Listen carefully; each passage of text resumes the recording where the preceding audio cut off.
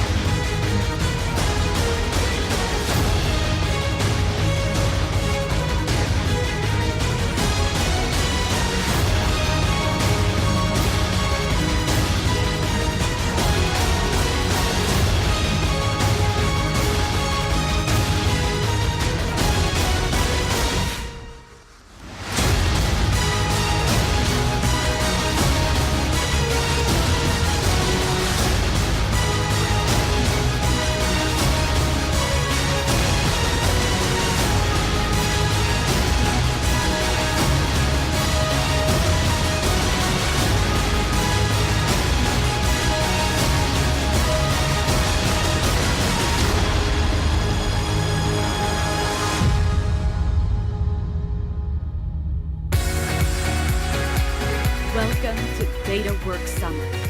Welcome to the future of data. Ladies and gentlemen, please welcome the Chief Executive Officer of Hortonworks, Rob Bearden.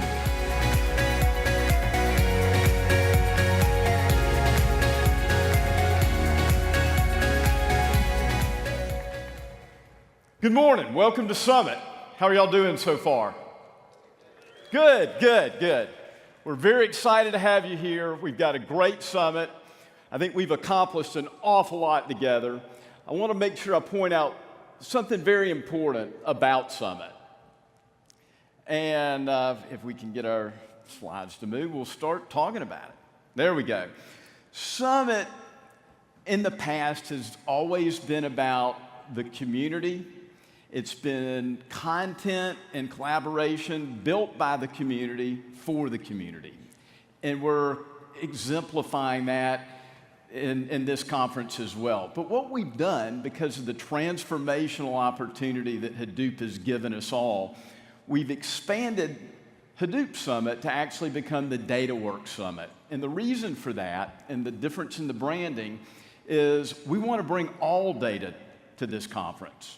And we want to make it clearly grounded in our roots with Hadoop, but also expand that into IoT, the cloud, and continue to drive the streaming kinds of data sets and opportunities and use case and value drivers into the conference as well. And we've had great collaboration across all the communities to build some tremendous sessions that are going to talk about not only the technical capabilities that the platforms and the offerings are bringing, but as importantly, we've transformed this conference to also talk about the business value and the business drivers that big data, IoT, streaming, and cloud afford us as we start to begin to enable the modern data architecture with the various platforms that are emerging now. Very excited. We have 160 sessions with been generated over 700 submissions by the community. A lot of tremendous work has gone into preparing for the conference. And the conference wouldn't be possible without the great sponsors that we have. Many sponsors came together to provide resources to make this happen, to give us all this opportunity to have this platform to get together. There's a world-class demo hall and exhibit next door over here that I really encourage you to go visit. I want to call out our platinum and titanium sponsors. They made very significant investments and commitments to enable this as well. Please take the time, visit the booths, go through the exhibit hall. You'll get value from it, I assure you that. So now I want to go forward and think about, as we always come into Summit and I think about the keynote, I always like to reflect back on the vision that the founders of Hortonworks had when they started the company. And what they saw was an opportunity to build the next generation data platform which would allow the modern data architecture to actually emerge. And what they set out to do is to eliminate the silos that had emerged across the enterprise, mainly from transactional and BI platforms. And they wanted to be able to provide the platforms that drove new insights that weren't possible or were very constrained. And they wanted to really ultimately be able to provide the next generation of analytic capabilities, all driven around big data. But the fundamental goal and the foundational motivation was driving new value to the enterprise that couldn't be achieved with the constraints that were in place. And that was what the original vision that the founders of Hortonworks started this company on. And through that, the journey began. The journey began actually July 1st, 2011, so it's almost 6 years old as a company. And together, through the community, we've accomplished a lot together, and we're very proud of it. You know, the journey began with Hadoop 1.0, working with the community, and it was really driven through an open collaboration with the goal of making the Hadoop and big data market function and to begin to get critical mass and understand use cases and where the different value drivers were. And what we quickly realized that Hadoop was absolutely the best foundation to enable and transform the modern data architecture and allow it to emerge, right? And what we realized, though, was the fundamental architecture of Hadoop had to evolve from batch into being able to be a central data architecture with multi-tenancy, enterprise security, and governance. And Yarn was the best way to go power that. And so through the embracement of Yarn, the collaboration in the community with Yarn, we then realized through the lessons learned, the use case and the values driven from Yarn architectures, that it was really about moving all the way out to the edge and being able to bring data in motion under management and to be able to interact with that data. And the goal was not just to be able to move the data seamlessly from end to end, but it was actually to be able to bring analytics to the edge in support of truly interactive analytics all the way through from point of origin until the data comes to rest and be able to process it at any point in time. And we partnered with Onyara, ultimately made the acquisition, fortunately enough, to have a data in motion platform. And that began to then put us in a position to be able to manage the entire life cycle of data. And with that then, that launched us into the connected data platform and to be able to provide data either on-prem, in the cloud, and end-to-end analytics that drove new insights and a new generation of analytical abilities that never had existed because of all the constraints. And so what that's then done is lead us to today and some of the opportunities to drive analytics at the next leg that we're going to talk about.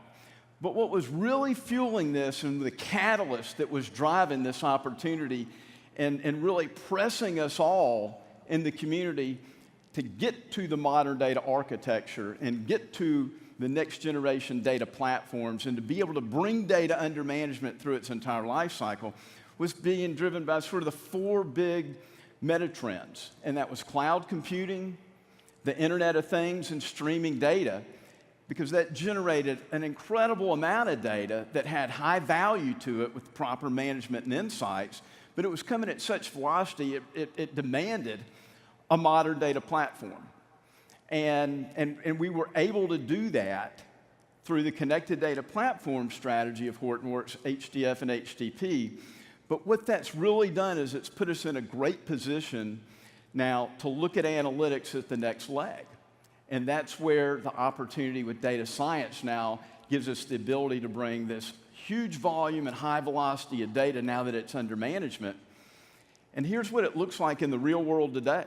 You take data at rest, data in motion, and to be able to deploy that in a hybrid architecture, whether it be on-prem or in the cloud, and be able to get to real-time decisions on that data, irrespective of where it is.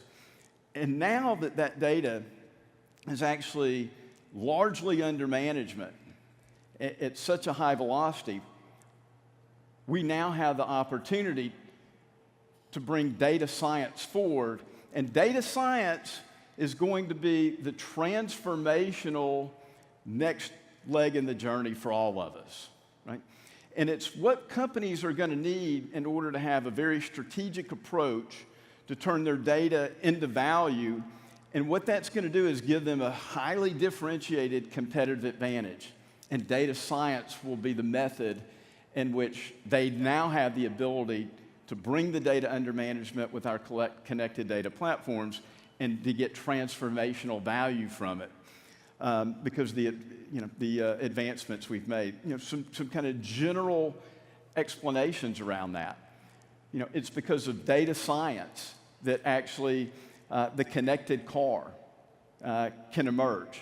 It's how the next generation of fraud detection and money laundering can be managed in near real-time speeds. It's how voice-operated customer service systems are now going to be able to have real-time meaningful impact and be able to advance the customer services. And so the thing about data science is it's actually not new. And I think that's the important lesson. It's actually based on linear regression math that's actually centuries old. But what's happened and what's new are three fundamental things.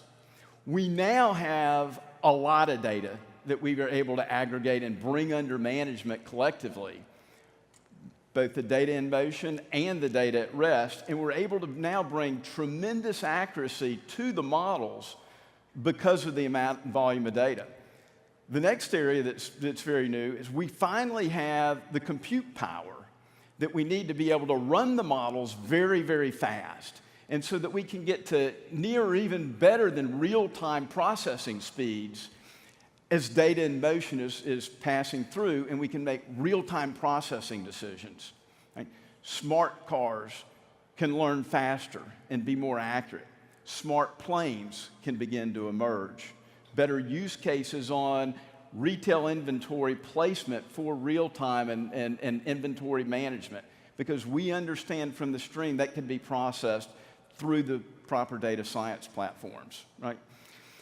Also, what's new is because of the tools that are now available to us, that data science that can actually become a team sport.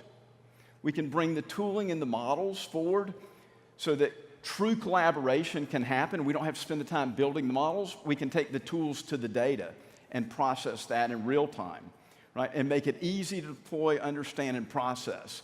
And that's really the game changer and why now data science will be the platform going forward of the next generation of end-to-end analytics, the new use cases and the transformational business drivers that are driven from the connected data platforms and the modern data architecture, which at the roots of it are driven by HDP and HDF. So I think what we should do is take a quick congratulations for the work you've done in the community to make the market function with Hadoop, how you've enabled it to become an enterprise viable data platform and put us in a position now to have changed the data architecture for the next 20 years and bring data science forward to let us get transformational value. So to you, the community, we at Hortonworks, thank you very much. Appreciate it.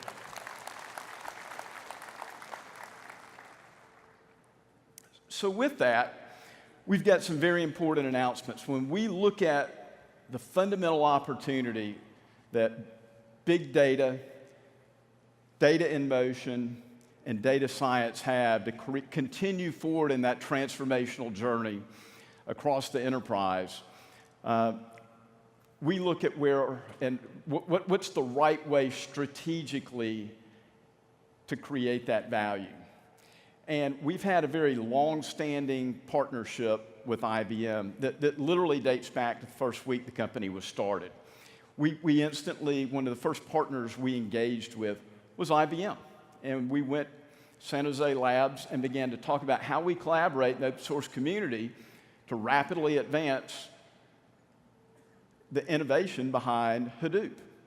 And that was a very successful open source collaboration that over a couple of years formed ultimately what became ODPI.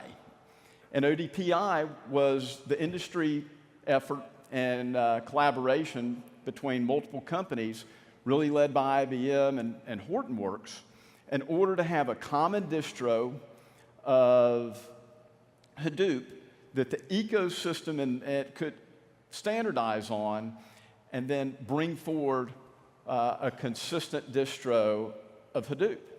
That went very successful, and we accomplished a lot in that journey. We then extended that about a year ago to ensure that as the connected data architecture really emerged, the volumes of data were growing, that we had the ability to process that correctly with the most powerful and leveraged servers available. And so we optimized HDP for the Power 8 series of platforms with IBM. And that collaboration was extremely successful and very powerful.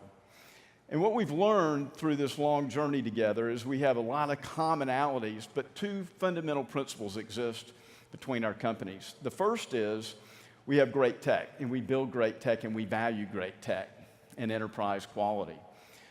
But we're always focused on driving value for the customers through all our collaborations. And so we're now announcing the next level of our partnership together today, and we have 4 fundamental announcements that I'm going to take you through quickly. And then IBM's going to join me and give their perspective on this. The first is we see this data science opportunity at Hortonworks and the power and leverage it brings to create value. We're adopting IBM's data science platform, referred to as DSX, as our strategic data science platform going forward, okay? And what that means is we're going to establish and have established a very deep co-engineering and integration effort to ensure that it's optimized across all of HDP and HDF's native services, starting with Yarn, then moving to Apache Atlas, Ranger the security, obviously taking advantage of the governance platforms, all managed through one pane of glass on Embari, our management platform. Right? We're going to always ensure that all our releases are in lockstep and that we can support the entire stack and reference architecture. This will be our strategic data science platform that we take forward to our entire customer base today, both for HDP and HDF. And there will be significant investments made in go-to-market for all our white space and new selling motions, as well as all of the industry template solutions that we'll build out, leveraging DSX as the platform and basis for that. And we could not be more thrilled about the collaboration with IBM's engineering team, the power of this platform and what this brings to our customer base going forward, as well as the value we'll create with new opportunities. Okay? The second area that we're very focused on is we are adopting Big SQL in our EDW optimization stack for the complex query portion. And you'll find us doing very similar things that I just described on the integration and the co-engineering that we'll do to ensure tight integration and leverage going forward. The third area that we're focused on is we're going to have significant engineering resources and commitments on both sides to rapidly advance the enterprise extensions and capabilities of Atlas. And the goal is to have the industry's best open source governance platforms to leverage across all of our data assets going forward, right? And to really take that into the next level. Could not be more excited about the kind of value that drives, the kind of leverage that brings, the use cases that opens up for our collective customer bases. And the last announcement, and IBM will come up and spend a little time with you on this, is IBM has standardized on HDP as their Hadoop and big data platform going forward. They'll come up in a few moments, join me, discuss a little bit about what that means and their approach with that. But what this really means to the industry is that we're going to have highly concentrated focus on bringing HDP's innovation forward faster together with our combined resources. It's great for the community. It's great for the open source community in particular. It's great for the enterprise customers and the innovation and the quality that they'll receive and the velocity in which they'll get it. And we'll be able to then have the combined reference architecture now extending from the connected data platforms, leveraging data science to truly get to the next generation of end-to-end analytics and all that that brings to us, leveraging Big SQL as well. So couldn't be more excited about the opportunity, what this is going to be and mean from a value driver to the industry. And so with that, I'd like to ask Rob Thomas. He's the Vice President and General Manager of the Analytics and Data Platforms with IBM and a great partner of Hortonworks.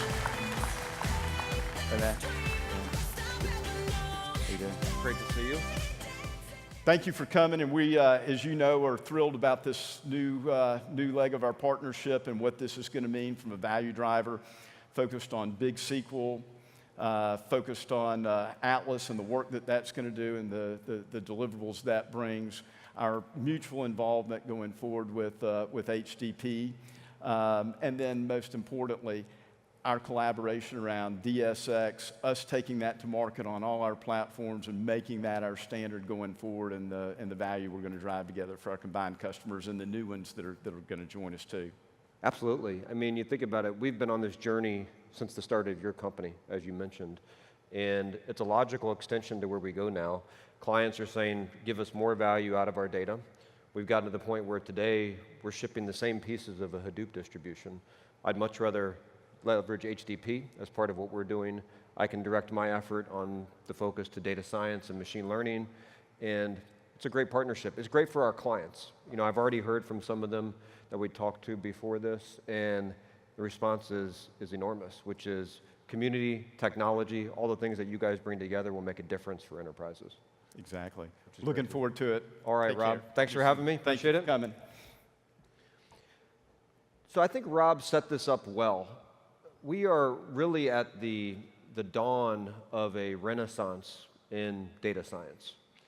And I like to think of it as data science and machine learning will do for the 21st century what the Industrial Revolution did in the 18th and 19th century. I truly believe it will be that significant. And one of the reasons for that is that's what the data says. So this is, you look at in the last 5 years, there's only 10 companies that have outperformed the S&P 500 in each of the 5 years. And you look at a sampling of those companies and you say, well, what do they have in common? What they have in common is they've committed to a focus on data science and machine learning to differentiate their businesses. And this is just in the last 5 years, and the numbers support it. Think about when we're 5 years further down the road, 10 years further down the road. This is truly a renaissance that's happening right now. And this partnership between IBM and Hortonworks is what's going to bring this to the forefront and make it actionable for everybody. Rob talked about how data science is changing, and I think that's a really important point. Think about what data science has been for the last 20 years. It's primarily been proprietary platforms. It's been what I would call an expert model, where the smartest people in the room could do something, but not everybody could participate. It was deployed pretty much just on-premise, behind the firewall, and that was good enough for a while. The problem is, in a multi-cloud world that we now exist in, where you have a variety of public clouds and private clouds, and data is everywhere, that's not enough. So the nature of data science is changing, and it's changing to focus on open frameworks and languages, Python, Java, R, Scala, you name it. It's becoming a team sport. Data science has to be about collaboration. You need an environment where everybody in data science, regardless of what language or framework they want to use, can work together. And then you need flexibility in deployment. And what we've seen is data scientists all have a different preference. Some want to start on public cloud, and that's great. Others say, just give me something I can run on my desktop, because that's all I need. Others want to deploy it on their private cloud. So this is what the next generation of data science is about. It's about teams, it's about open languages and frameworks, and it's about deploying wherever and however you want. This is the second step in a journey that IBM has been on since the start of the year. Earlier this year in February, we announced that we've taken the machine learning capability out of IBM Watson, and we are making that available on the mainframe. And some of you may groan and say, oh, the mainframe that's been around forever. It absolutely has. And it happens to have the world's most valuable data. 90% of the transactional data in the world is sitting in a mainframe to this day. And our thesis that's really driven our product strategy is that this era of data science and machine learning is going to be about bringing the data science and machine learning to the data, not the other way around. So the first announcement in February was we're saying we're enabling you to do data science and machine learning directly on the world's most valuable transactional data, which is sitting right on your mainframe. And so then we started thinking, well, where do we go next? Because there's been massive interest in that since we announced it. And the logical step was to say, well, the next big place to attack is the world's big data. And when you look around the industry, it's pretty clear the best place to go for the world's big data is Hadoop, and specifically HDP. And so we are announcing that Data Science Experience will become the focused platform for HDP. And this is an interesting way to think about how we attack this, because Data Science Experience enables you to work in open languages, open frameworks, but it also enables you to ingest models that you may have built in SPSS or in some other tool. So it's opening up the world of data science directly onto your Hadoop data. And if you think about it, if you got your mainframe data covered and you have your Hadoop data covered, that's almost all the data in your organization. Sure, there's some other pieces here and there, but that's a lot of it. Data science experience. We launched this a year ago. We launched it on public cloud. And to me, this is what happens when data meets great design. Very elegant, intuitive user interface. It's all about collaboration. You go into data science experience, you can invite your other team members into it. If you want to build models in Python, go for it. If your teammate is building models in SPSS or in R or in Java, you can still work with them. You can share snippets of code, you can share data sets. This is modernizing how data science will be done for this next generation. We've integrated things like data governance. One of the biggest challenges that anybody faces around data science is, well, do I have permission to access that data? Is it tied into the governance strategy of my company? We take care of that inside a data science experience. And then lastly, it's about education, because the world does not have enough data scientists. I think we can all agree on that. Every organization that I visit say, we love the team we got, I just wish we had 10 times as many people that could do the same type of work. So we've built education into the platform. When you're in data science experience, there's a little bar on the side. You can get training videos done right there. So anybody can become a data scientist by using data science experience. When we launched the focus on the mainframe back in February, we also launched what we call machine learning hubs. And the idea behind a machine learning hub, it started here in Silicon Valley, was we said we need a physical space where anybody can go to learn how to apply data science and machine learning in their organization. We had so much interest for this, we couldn't even, we ran out of time in terms of the space that we had in Silicon Valley. So we expanded and we added a machine learning hub in Germany, one in India, one in China, and one in Toronto, so we could cover everything. And since the time that we've been doing this, we started keeping a top 10 list. So what are the top 10 use cases that we see that clients are wrestling with on the topic of machine learning and data science? And you can see them right here. And they're different for every industry, as you may expect. And so I put a URL up here on this slide. So if you visit that URL, we're going to continue to update the top 10 throughout the year. Every day, we have clients coming through the Machine Learning Hub, bringing their problems. And so this top 10 will probably change. We'll actually be interested to see how much it changes over time, but I expect it will continue to change in time.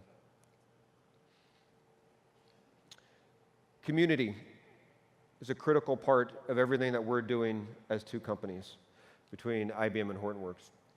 And one thing that we noticed early on where Rob and I were talking was, between our two companies, we've got a pretty significant presence in Apache communities as contributors and as committers. And in fact, when you combine the two companies, we have more than 3x the contributors and contributions than the number 2 player, and nearly the same amount as the top 10 combined. And that's a huge responsibility that we have as this, because we ultimately become stewards for the community as we work together. And I think what you'll see as you work with IBM and Hortonworks on things like Atlas and governance and the next places go, we will focus very much on what the community needs, very much on what enterprise clients need, and this can have a huge impact for the community going forward. So stay tuned on that as well. So I want to thank you for your time. I'll leave you with this thought of, you all have now in your hands something that can change the nature of your business.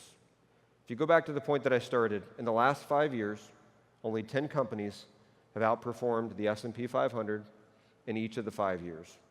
And it's because they are doing something and applying data science and machine learning. All of you have that opportunity today as we've unleashed that on Hadoop data.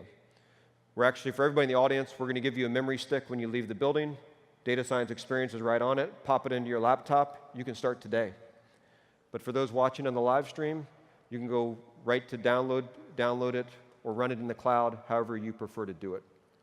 So with that, I want to bring up the Vice President of Engineering for IBM Analytics, Dinesh Nirmal. Thank you. Give me your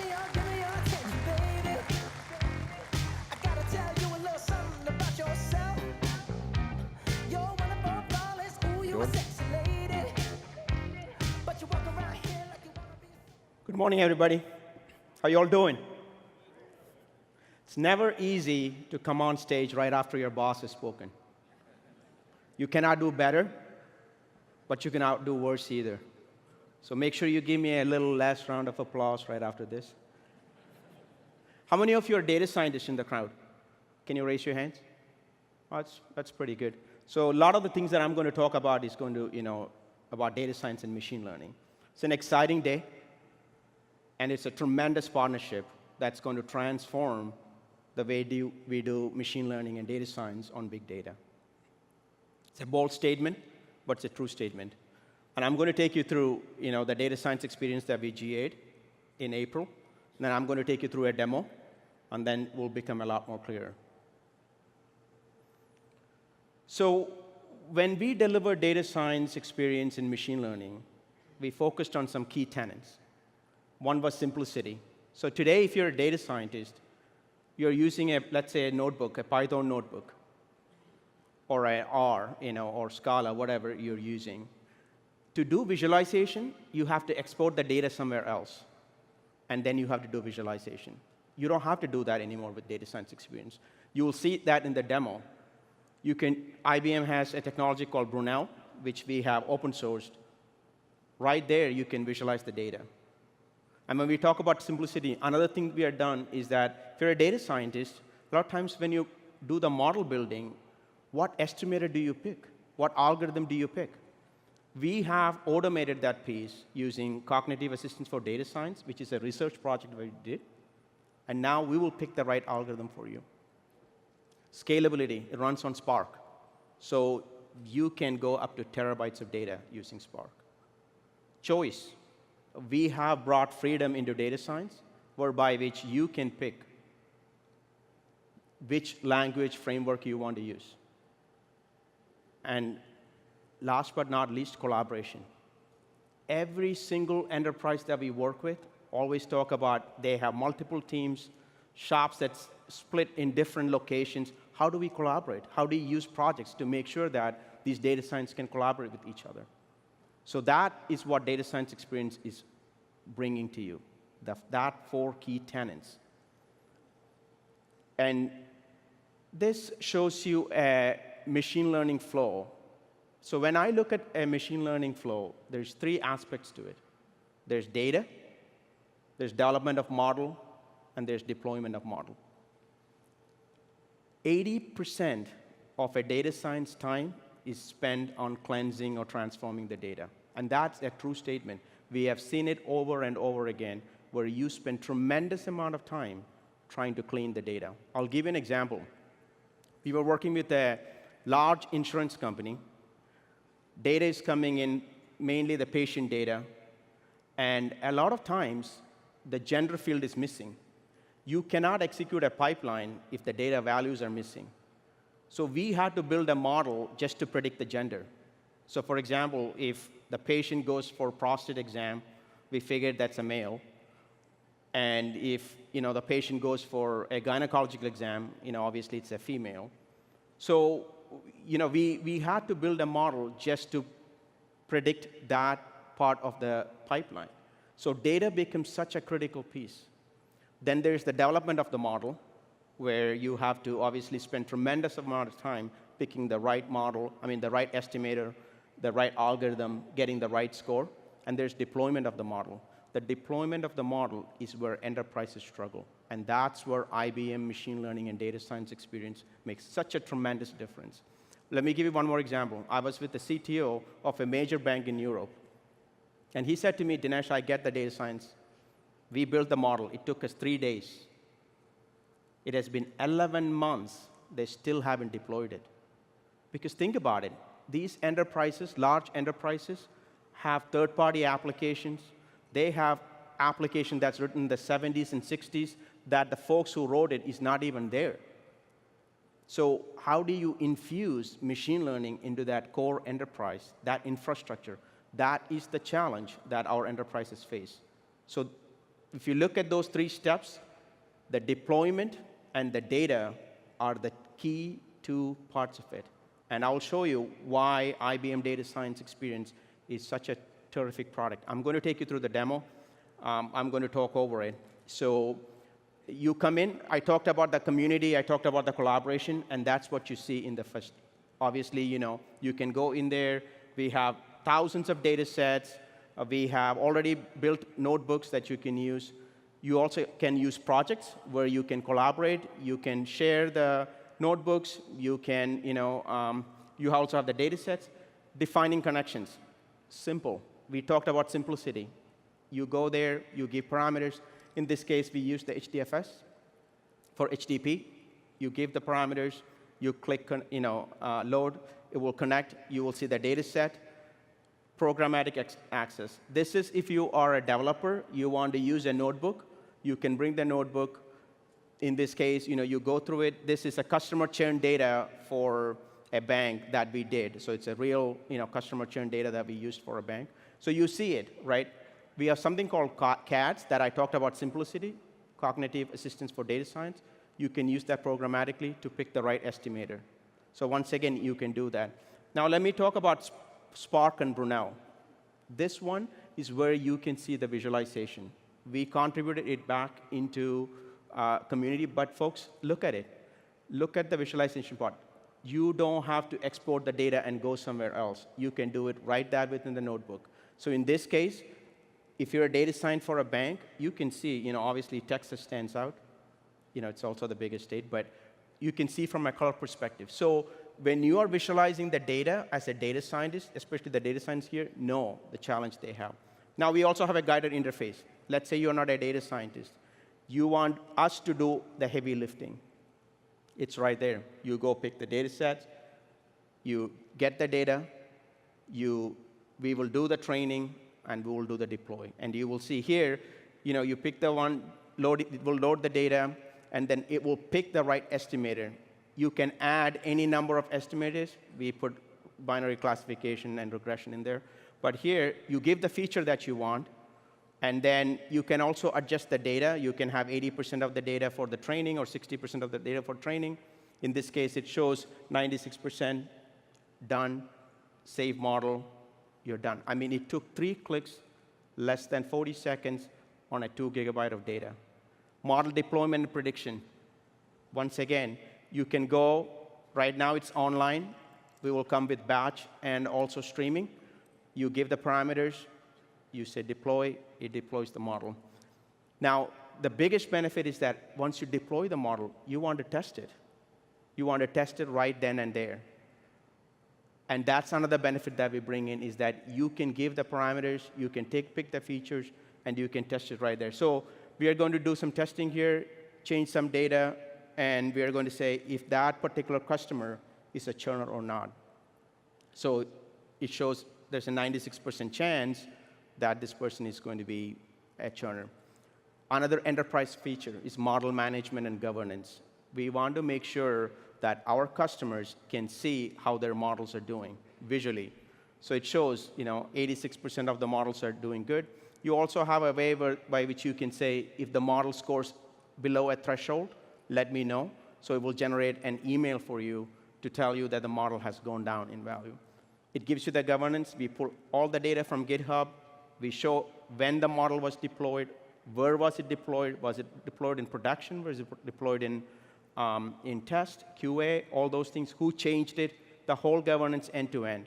We give you the endpoint, so you can take that, plug it into your application program. You're ready to go. So folks, that's IBM Data Science Experience. We have focused on our core tenets. How do we make it simple? How do we make it scalable? How do we make it enterprise-ready? And how do we make it collaborative? Every single one is there. So I want you to go. We have a booth out there. We have T-shirts, and we also have, I want you to go out there and try it out, and also USB sticks. Let me talk about one more topic, which is deep learning.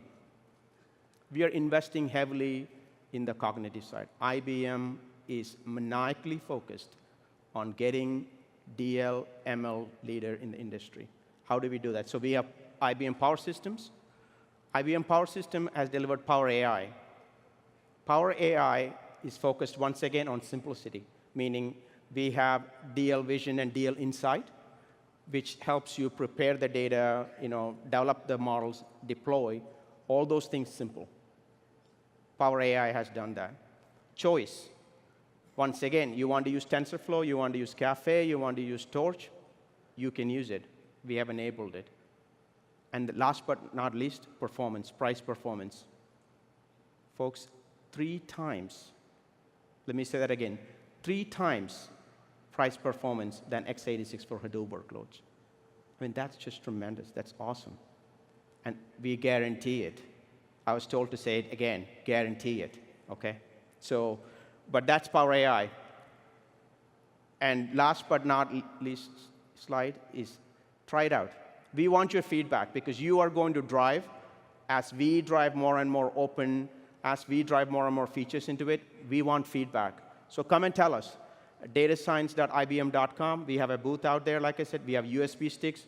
You can go plug it in. It would take less than 10 minutes. I guarantee it. If not, send me an email. But with that, I want to say thank you. Great partnership, great news. Thank you, folks.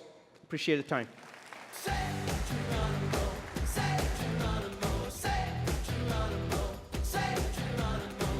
Please welcome the Chief Technology Officer of Hortonworks, Scott Now.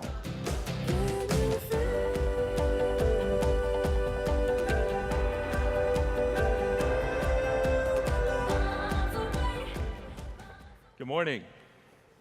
A lot of good news, huh? Big stuff. Anybody awake? This is like really fantastic. So I'm here to kind of bring you through the end, to the conclusion of all of this discussion. And I wanted to start off by reinforcing the commitment that we have, and all of the news today, how it really reinforces our commitment to, I call it open squared. Open community, open source software development through Apache, and how we're able to innovate and work with the community and actually accelerate how we deliver along that journey of really making data more valuable for our customers. And open ecosystem. How do we take the best of all of that open community developed software and combine it with the best from the ecosystem to create those breakthrough use cases, those breakthrough findings for our customers, and really enable them to transform their business model. This collaboration that we've been talking about here this morning really enables us to accelerate that innovation in both places, where we're able to take advantage of the true commitment to innovation from open source and leverage the ecosystem to deliver real-time value for our customers in the data science space.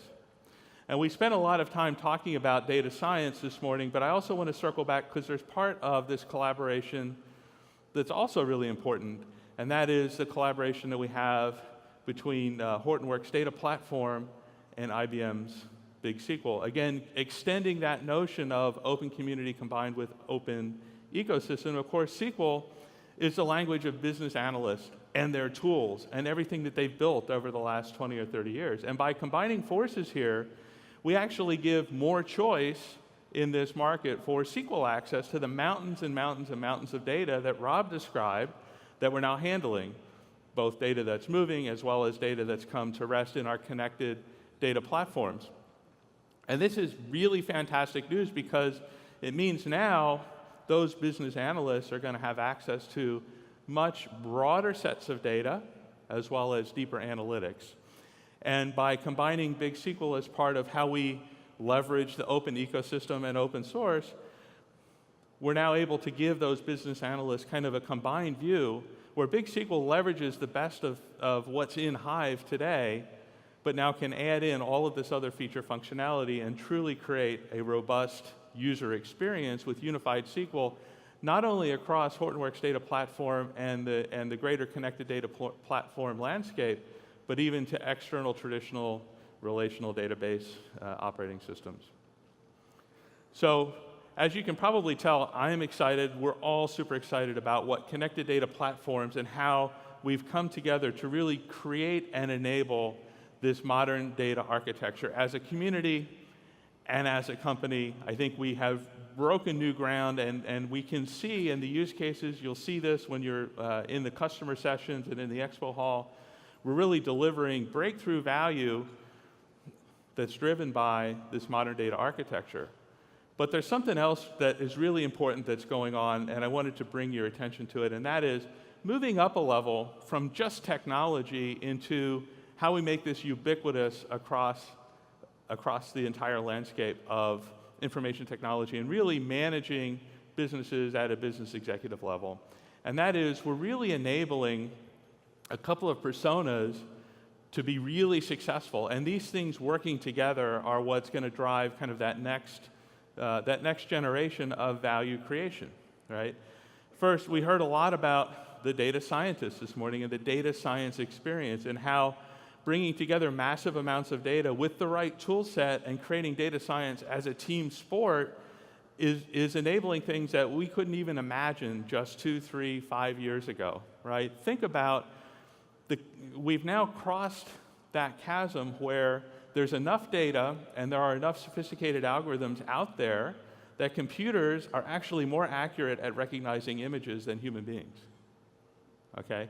That could be a little bit scary in some sense, but isn't that really cool when you think about how that can enable self-driving cars to be safer than human drivers over time, right? And yes, this is something that is a reality, and it's enabled by really making the data scientist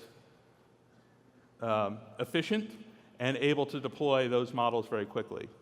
The business analyst, let's not forget about the business analyst, that person that speaks SQL, and we've worked as a community to really make that experience extremely seamless for the business analyst by advances in Hive and moving to column-based formats and moving to LLAP and in-memory acceleration, being able to start building in index structures with projects like Druid and really making that a seamless experience, and now adding in this notion of big SQL as an extension of the ecosystem to make the business analyst very successful.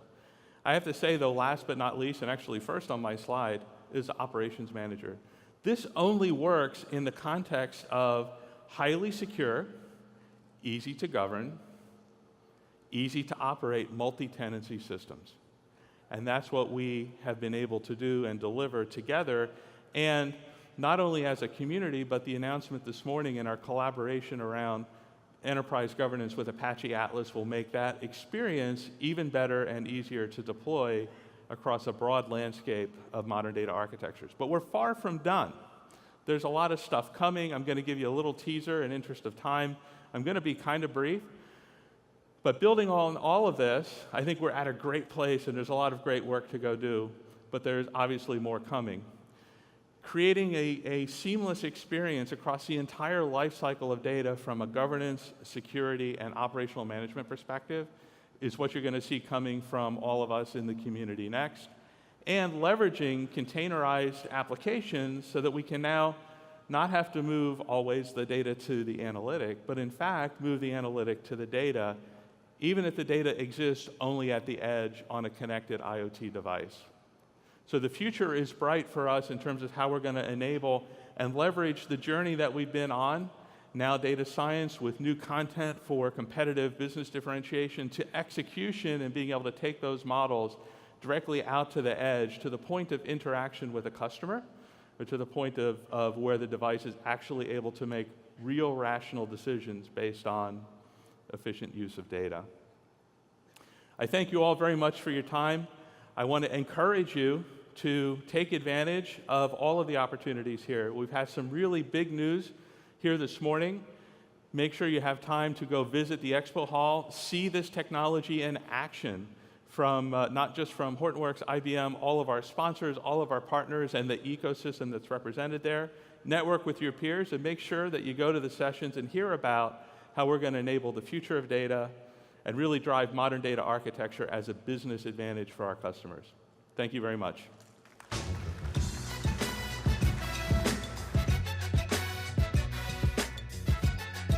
Please welcome the President and Chief Operating Officer of Hortonworks, Raj Verma.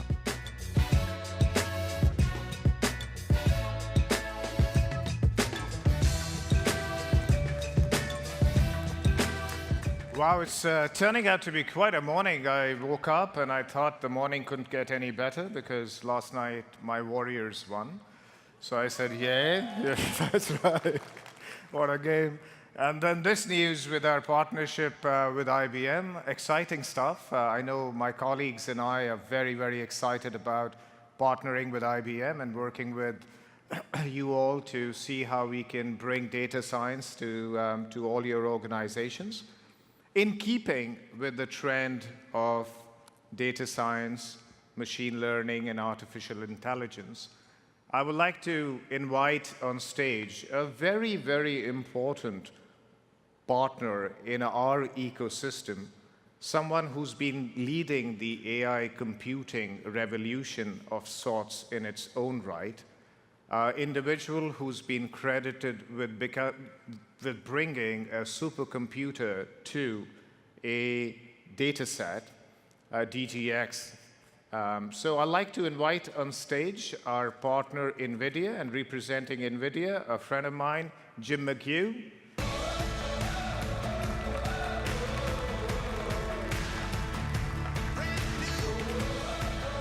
Good to see you, Raj. Jim, welcome. Thank you so much. Please. So Jim, you and I met a couple of weeks ago. I was very excited to learn about what NVIDIA is doing and how you guys are changing the world.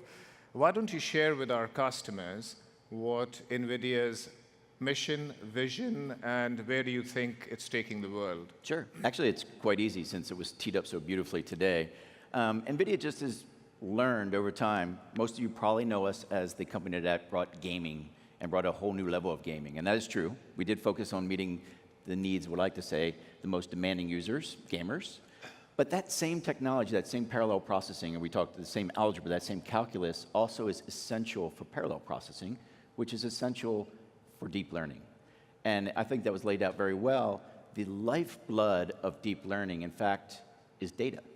In fact, when you're doing a deep learning model, you have an insatiable desire for data. So it's only natural that you guys have so many wonderful customers who have all this data well organized in your data platform. And we have all these customers that are trying to actually access that and integrate it into these new applications. Because it truly is a new way of developing software, which is great news for everybody out here. Because if you're a data scientist, data is now the way you're going to build software. It's no longer just coding for 9 months and then you come out with a regression testing and you release software. You're using data to train the software, to create those new features, and we're seeing it across an incredible number of industries. Fantastic. In fact, when we kind of spoke a few times over the last few months, you were describing some unbelievable use cases around autonomous cars, around healthcare. Why don't you share some of those examples of something you guys are doing across pick an industry? Yeah. So let's start with healthcare, because that's a really easy one. The fact that healthcare and autonomous driving vehicles were creating an incredible amount of data, it really opens up the window, right? So with this incredible amount of data, there's a new compute platform that's required, and that's where NVIDIA has come in and really changed the game in that process. So everything from healthcare, where you can actually train on the data and learn what's going on, which means I now can train a system to recognize an image that's been done by medical practice better than a radiologist. Right. And that can happen in several days. Autonomous driving vehicles, when we talk about it, we talked about the different models that are required. It's really several models. I need a model that I can actually train that actually perceives. I know what's going on around the car all the time. I have a second model that's actually doing predictive analytics nonstop. I'm going to determine how fast that car is coming from behind me. I'm going to see how fast this is going. I'm going to be watching the signs coming at me. And then we have another model where the car just learns to drive. And the amount of data you create there is just incredible, because what you're doing is you're letting the car watch you drive. And as you drive, it's watching you turn, it's collecting all the information, and it's learning little by little. No different than a lot of the robots are learning, right? We don't actually hard code them and say, hey, you must stand up. We give them a goal like, get your head as high as possible.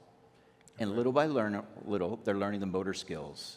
And the data that's required to do that is collect it. And then we teach them a little bit more.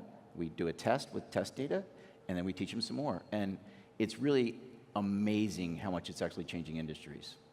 Excellent. As a father of a 15-year-old who threatens to take on the roads next year, autonomous drive is something that I'm looking at very keenly. When do you think, I don't want to put you on the spot, but when do you think we'll actually see a self-driving car? Well, Audi and NVIDIA already announced by 2020 we'll have a car on the road. 2020? 2020. Wow. We're seeing right now, you're seeing the benefits come. But even before we get to completely autonomous driving, which we call level 5, co-pilot assistance is actually coming faster and faster. The beautiful thing about AI and deep learning when you train these models is it never gets tired, right? We get tired at night. AI is constantly looking out for you and being able to figure it out. So yeah, I think it's going to come a lot faster than some people who are being conservative. There are markets where they'll enable this and declare self-driving areas, and that'll be the best test bed. Perfect. So, we right now have our community here, a lot of our customers who are part of the community and using our HDP platform. So how do you think they can take advantage of NVIDIA and collaborate using some of the technology that you guys have?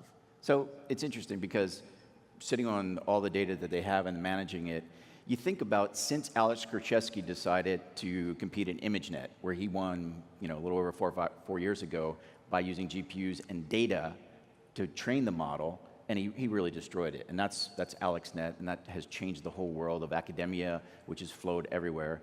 The idea that there's patterns in data, and you can train and learn on those patterns and discover new things is touching everywhere. So some of the examples we saw earlier, fraud detection. Right now, how many of you are frustrated because your credit card is denied because you've been traveling so much on business that you crossed your limit and so they want you to call in? All those things are just patterns that can be learned. Network traffic patterns, right? How an enterprises act, customer data. There's patterns in these that if you can train systems on that it'll just make it so much easier to process the data at the edge. The world of IoT and deep learning are coming together. You can train smart applications at the edge that are processing that data in real time and collecting more of that data so it keeps getting more intelligent. And as you get more data, the application gets smarter, and then you release that. So that's fascinating. Now, the one thing that I love about my job is I get to interact with guys like you and our customers who are doing just incredible, incredible things with data. And in fact, I was talking to one of my clients who was in the logistics business, and he said that we are actually going to have drone deliveries in at least in rural areas in the next 2 or 3 years. So if you were to make a prediction, what do you think is the art of the possible over the course of the next 2 or 3 years? of drone delivery. Either drone delivery or just anything that kind of surprises us. Well, and drone delivery as well. I think the next year, the thing is, you got to remember that this platform is accessible everywhere, right? So, NVIDIA sells DGX, as you mentioned, but IBM has great systems built around our technology. So do all your other partners out there. So does every cloud provider. So it's so accessible that the options just keep growing, right? I think customer service is going to be one of the number ones. Voice action is going to be so much improved. We see it now. Like, you have children. Yeah. They like going to Alexa or Google or whatever for that standpoint. That's going to keep getting better. But I believe we're going to see drones because that same platform, that same power, the size of a credit card, which is probably the equivalent of a supercomputer from the 70s or 80s, this big, is now accessible. And we're seeing drones in agriculture. We're seeing drones flying over fields and detecting whether that field needs watering or insecticide. So it's just being able, that level of superhuman capability doing it. Smart cities, being able to not only know what's going on in an image, but actually give context to the image. And that's being generated automatically. So if you think about collecting all that data and analyzing it, it's really impressive as well. So it's really going to touch everywhere. Again, like I mentioned, network traffic patterns are just patterns. And when you see the pattern and then an anomaly comes about, you go, okay, let's look into this, which is going to be greatly, greatly needed. Fantastic. Anything you'd like to share with the audience? Any final thoughts? Well, one, I'd like to thank you guys because I think we have customers out there that are looking forward to us helping them get to this next stage. I think all the things you showed on your roadmap of how you've gone through the preparation of data, the organization of data, getting it together is really essential and is really making this revolution of AI and NVIDIA GPU computing happen. So thank you so much for that. Thank you, Jim. Ladies and gentlemen, Jim McHugh. All right. Thank you, Jim. Thank you. I greatly appreciate it. Now I'd like to bring on stage our customer panel. So we have Don Douglas, John Presley, and Keith Renaud. Please join me on stage, guys.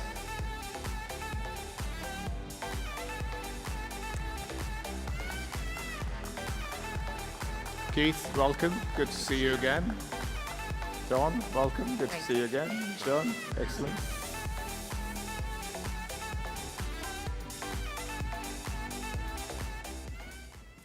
So thank you for coming, by the way. I greatly appreciate you guys sharing your learnings, thoughts, and future strategies with us. So thank you.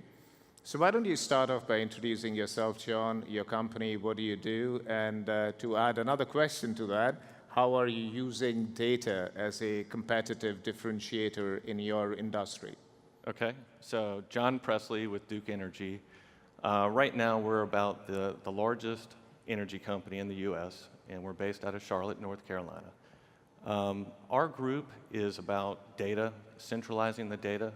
We've been at it for 10 years on old Microsoft SQL, but we're now moving much more closely to the Hadoop environment, and very excited about the latest release. But we have all the tools that move data, visualize it, et cetera. And Duke has really transformed and is starting that transformation really this year and pivoting away from an energy company to a digital company that actually sells electricity as well and other products.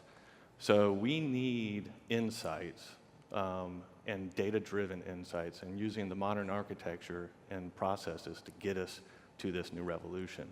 So it's an important key that data is in the center of that. And so it's an exciting time. I mean, look at the audience. We have thousands of people here dedicated to Hadoop and moving data science forward. So this isn't a fad.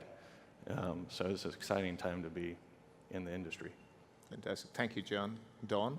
I'm Dawn Douglas. I'm the Managing Director of the Enterprise Data Platform for Black Knight Financial Services. So Black Knight is one of the Fidelity family of companies, and we're really focused on mortgage technology, data and analytics, and bringing insights to our customers kind of based on the data and adding that to our legacy platforms. So for us, I think, Raj, it's been key to have a data platform and be able to really improve our customers' experience with their clients, give them the power of the data that they've had for years, but now have the ability to put in one place and really improve the customer experience when a client calls in and needs a mortgage or wants information about their mortgage. So knowing that client, knowing what's going on in their lives and their families, understanding how to help them make better investment opportunities and choices as they live with one of the most expensive choices they make in terms of financial investments. Mortgage, yeah. Thank you. Keith? So I'm Keith Renard. I'm the Chief Enterprise Architect at Healthcare Services Corporation. We're the largest member-owned healthcare insurance company in the US. We've got about 15 million members across our 5 states. We operate in Illinois, Texas, New Mexico, Oklahoma, and Montana. And in that role, we are very much a data-driven company.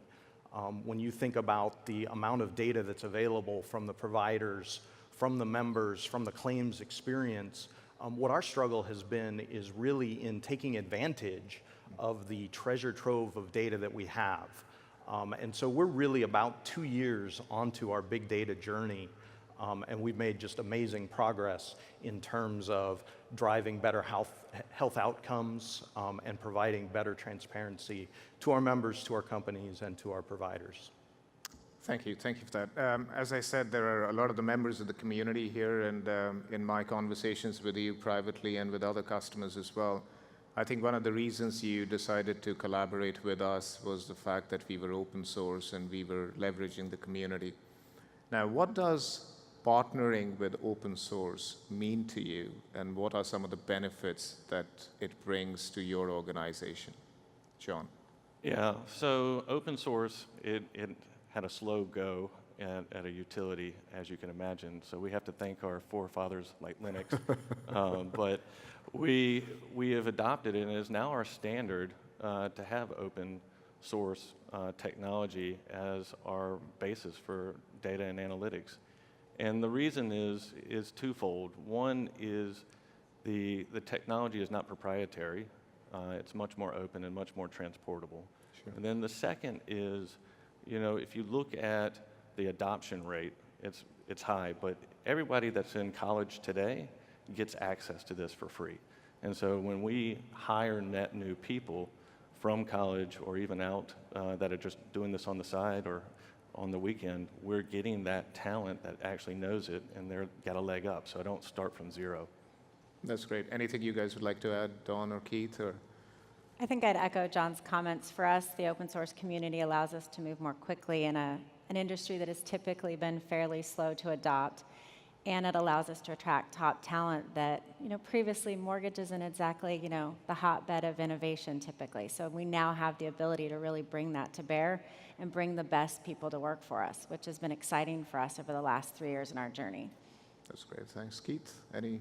No, it's absolutely a play on the same theme. I think we're going to have to arm wrestle to figure out which of us is the most laggard in terms of adopting. But absolutely, as we look at the systems that we've been supporting and our ability to match our business partners, our consumer, and our members' expectations, our traditional model of building on top of the proprietary and customized systems we have just failed to keep pace. And so when we looked out to find the source of innovation so that we could bridge that expectation gap, it quite quickly came back to us that it was moving into the open source community. And so we've embraced it for our big data platform and other elements of our technology. And it comes with that added advantage of it resonates with our recruiting classes as well. So recruiting top talent is probably one of the, that's great. Now, Keith, you and I, just another question for you. We were talking yesterday while I was cheering on for the Warriors. You spoke about a very interesting use case about you having used data to provide better health outcomes. Would you be kind enough to share that with our audience, please? So absolutely. I mean, we've done kind of the normal big data, how quickly can we get our reports out to the government? How confident can we be in those reports? But we're really starting to look at how can we drive better health outcomes. So, just to give you a statistic, one of the best leading indicators of life expectancy is your zip code. In the Chicago area, there is a 13-year gap between zip codes that are merely miles apart in terms of life expectancy. Now, some of those are factors we can't help with. But there are other things that we can influence, and we're starting to use big data to unpackage some of those factors. So we're recognizing where, and there was a wonderful visualization from our network team based on our big data platform of the network adequacy and network quality across our membership. And so we're pushing that out. We're also starting to move more directly into the population health management space, where we're able to identify communities that have potential for chronic disease. The classic example is diabetes. That's a very manageable disease, but it's also one that, when left unchecked, can lead to just amazingly devastating life impacts.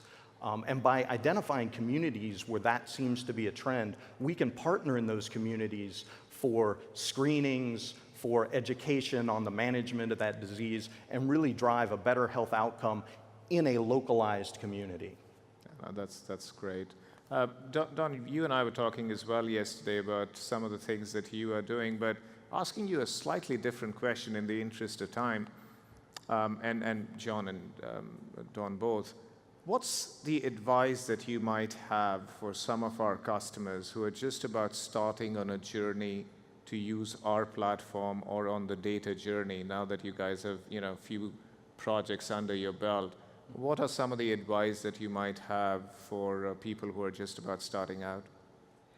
I don't know about John. I think for us, we have learned not to underestimate the value of the partnership with our partners that we're working with here at Hortonworks and with some of the other partners in the industry and the community, and also really understanding the cultural change that needs to happen in some of the organizations that you're working with. So understanding that this is really pervasive throughout the organization. Our business people had to learn to think differently about what we were giving them and the tools they could use.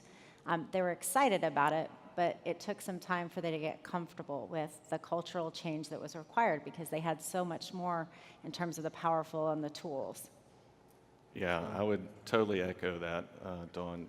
For us, from day one, we focused on making sure that we didn't wake up in 2 years and end up with a mess. So it was, the old fun word, governance, is important. Having the right processes, setting it up and configuring it the correct way, and that's where the partnership from the beginning, because it is such a different way of thinking, from a hardware to a software to the way you solve problems is 100% different than the way we did IT, last year. So having that strong partnership with our salespeople like Stacy and the crew and Bryn and Randy, they all, just name dropping, sorry, they all were very important to us to setting it up right. And now we're benefiting from that, and we can deploy much faster and cleaner. We're putting in test-driven development, and we're seeing that we're getting deployments faster and easier. Fantastic. So this morning we heard a lot about machine learning, AI, and data science. I know in talking to all of you, you already have use cases, and I'm sure the customers in the audience are kind of thinking about where we can apply some of the, what they learned this morning in affecting certain business outcomes. So has your kind of wheels been churning? Is there a sort of project that you think you can apply what you heard this morning to? John, Keith, why don't you go? So we're absolutely, probably a little beyond dipping our toe in the cognitive machine learning space. A couple of the interesting ones, I don't know how many people have spent a good deal of time looking at your benefits booklet, but health insurance is really complicated when you get down into it. And when we look at the customer advocate's job, they have to be able to speak in detail about the benefits plan across all of the products that we sell. And so we're actually applying machine learning to help them come up to speed and give the correct answer quickly to the customers who are on the phone who have a challenge. I think we're doing similar things. We're really using it to focus on predicting customer behavior for our clients and then allow them to make better offers and better decisions as they kind of talk to their clients about what they want to do with their investment dollars. And that's been really helpful, I think, for us. Yeah, obviously we're very focused on the customer. For us, we have next best offer, but it's really about next best action. So if you call in, if you live in a house, or if you live in an apartment, I'm not going to try to sell you a home wiring plan. But I also am not going to try to sell you anything if your power is off, or if all you're trying to do is lower your bill. I'm going to try to find a way to get you the right products that help you lower your bill. And where we want to take it next is more streaming and real-time information. So there's nothing that stops us from capturing the customer's call and understanding what their sentiment is on that phone call with our customer rep. And we could be changing the offers as we get to know what's that customer's most important thing for that call. Okay, great. So one last question in the interest of time, and probably my favorite question that I ask the panel. It's just, we live in interesting times, and what we thought was science fiction 2 years ago is now reality. What do you think, name your favorite, kind of project or business outcome that you thought was not possible, but knowing what you know today would actually be a reality in the next couple of years? Keith, maybe you want to go. Sure. So I'm going to go back to zip codes for a second. Zip codes are also one of the main drivers for pricing. And where you see that, and there's been a lot of publicity about it, is really in the rural areas where there's not as much access to medical care. And so one of the places that we're really looking to see some science fiction turned reality is on virtual healthcare, combination of IoT, augmented reality, and medicine coming together to deliver healthcare, and maybe we'll add the drones in to be able to deliver the supplies when there's a diagnosis, but really driving to the right efficacy, value, and immediacy for those people living, I mean, we do have New Mexico and Montana in our states that we oversee.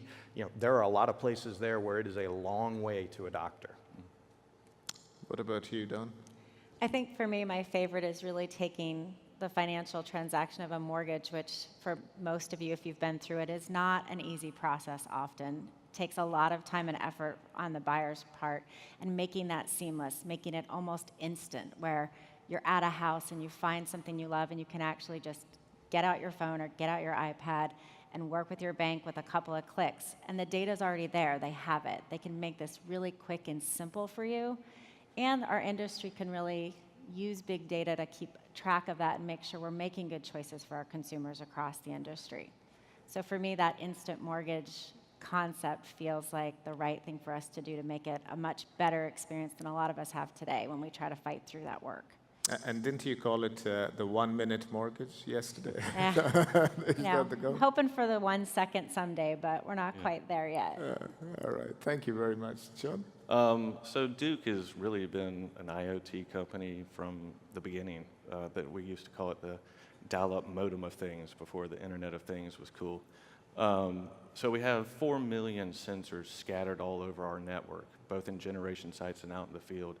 And we have decades of that data, and trying to find insights amongst 4 million sensors is a very daunting task. So we're hoping that through AI and deep learning that we can start to gain insights on, hey, this is a pump, here are other pumps, or now that you've gotten that information, can you tie that to a turbine? Well, this turbine is now off, and this pump is off, so now we have a connection. So allowing machine learning to ingest petabytes of data and start helping us come up with insights on asset management and supply chain. All right, thank you very much, Dawn, John, and Keith. And we thank you for your partnership and look forward to chatting up with you later on during the show. Thank you. Thanks, Raj. Thanks. Please, bravo. Take care. Thanks, Keith. Now, what did you think of that? Interesting use cases, huh?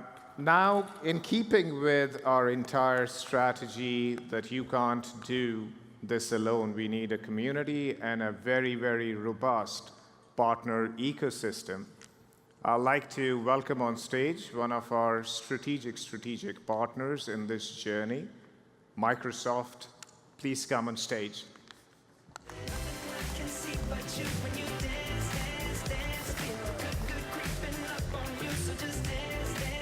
Welcome. Thank you.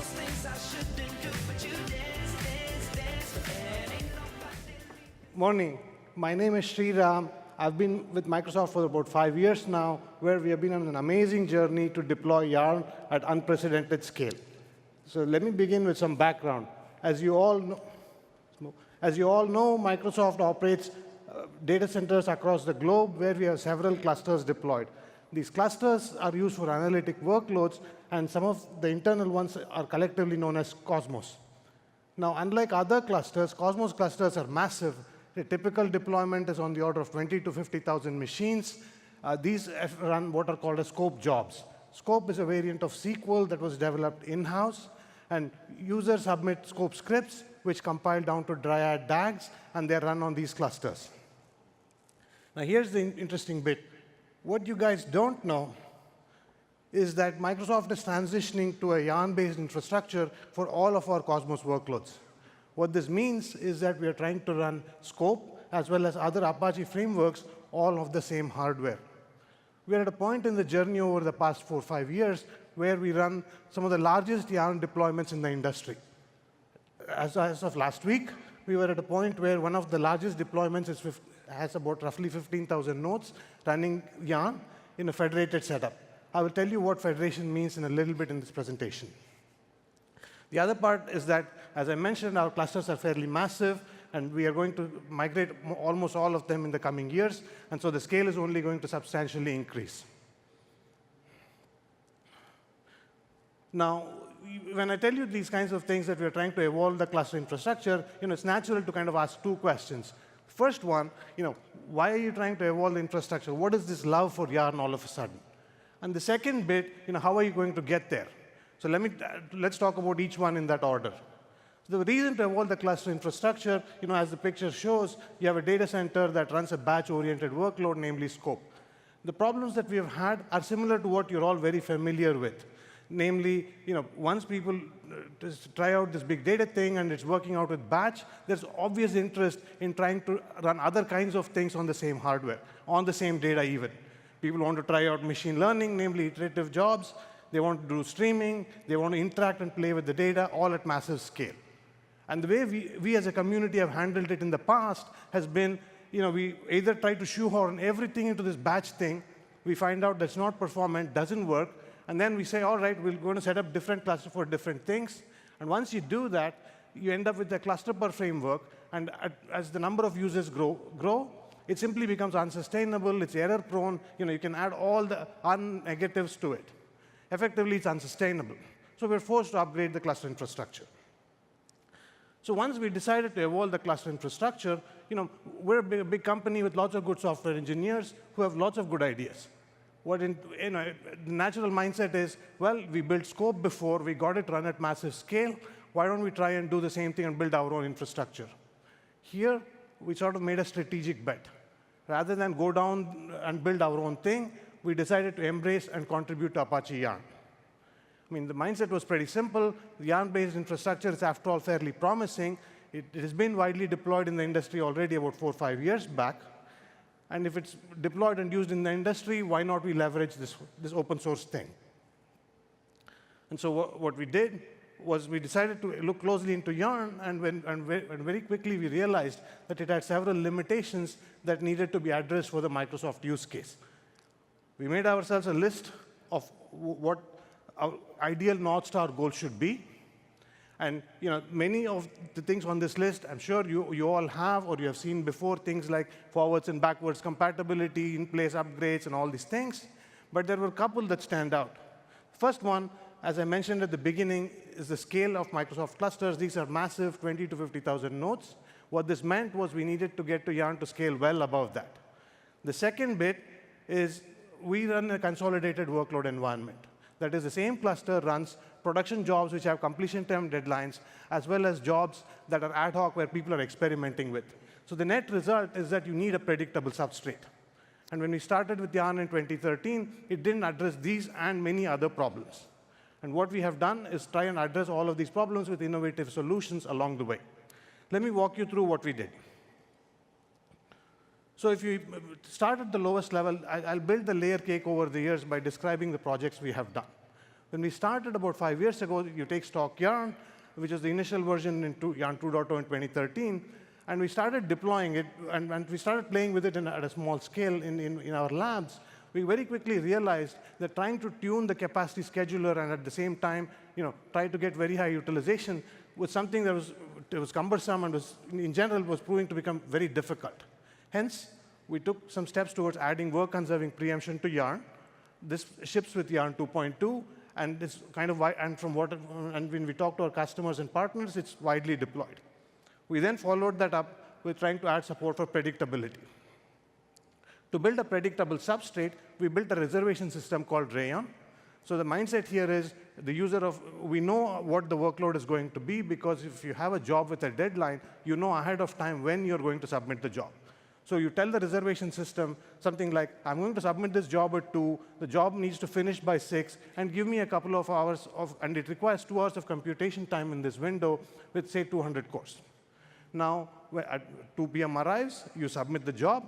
The system has made a promise to you that it will deliver on the reservation, and when you submit the job with the reservation, you will get it at 2, in the time window between 2 and 6. Now, here what we have done is leveraged the work that we did on preemption. If you made the reservation but didn't use it, that capacity just lies fallow. So to keep the utilization high, we backfill with ad hoc jobs, and then we use preemption to evict away capacity so that when your production job arrives, we can deliver on the promise that we made to you.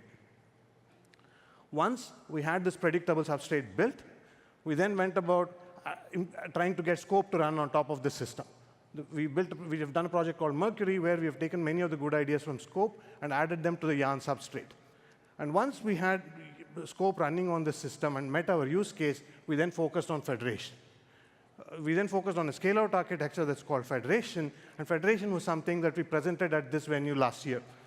In brief, what we are trying to deploy is, the community as well as all of us, we build at small scale, namely, 2 to 10,000 machines. We glue a bunch of them together, try to provide sort of an elastic, grow the cluster over time model by adding a layer called federation.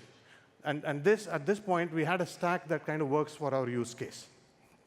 Now, in this process, what we have also deliberately done is work very closely with the community, work very closely with you all, where we have taken code from you, and then we have given code back.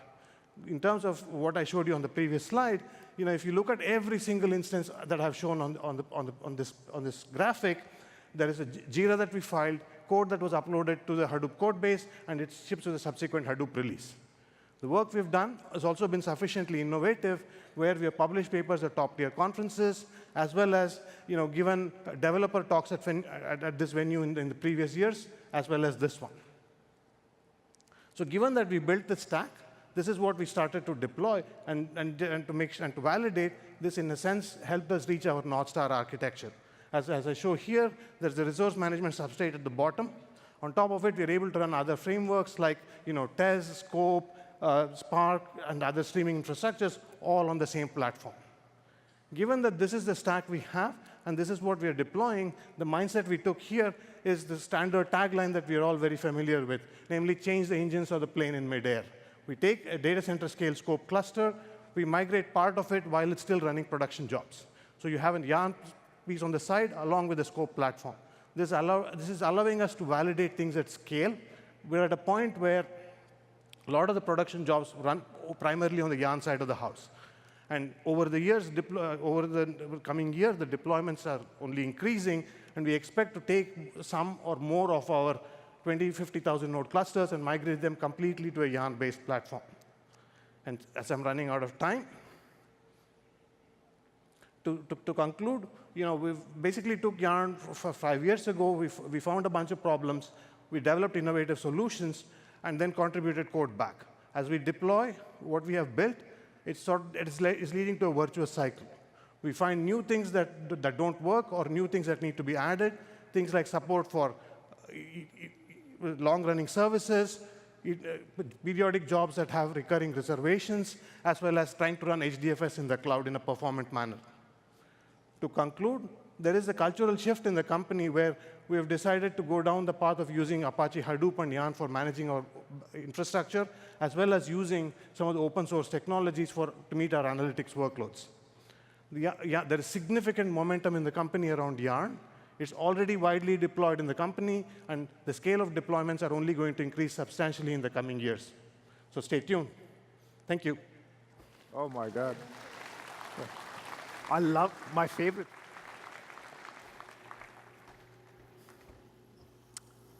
Thank you, Sriram. That was very good. Thank you. In keeping with making you more aware of some of the ways our customers are using our platform to gain a competitive differentiation, it's my pleasure to welcome on stage Gauri Selka from Walgreens. Gauri?